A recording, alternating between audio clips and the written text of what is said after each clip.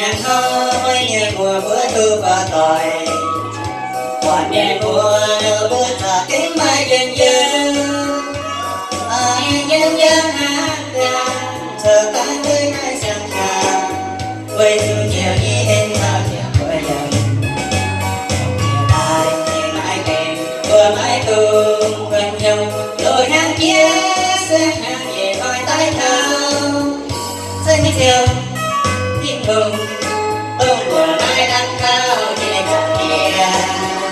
chẳng hạn cho phút buồn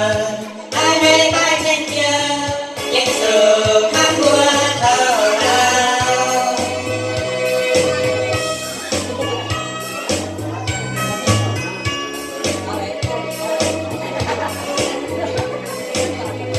chẳng hạn nói nhẹ qua bữa tôi qua tại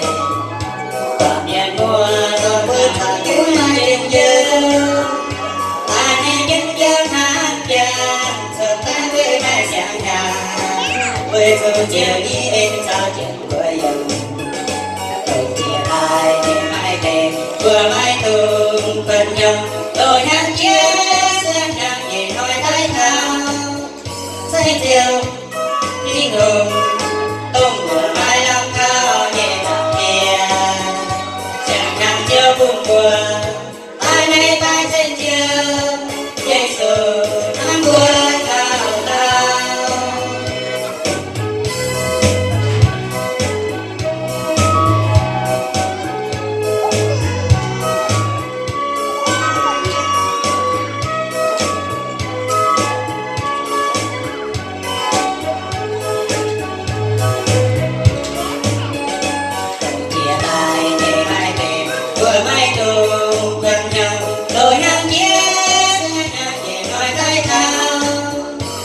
chiều kinh hồn ông của mai năm cao nhẹ nhàng kia chẳng nằm cho buồn buồn ai hay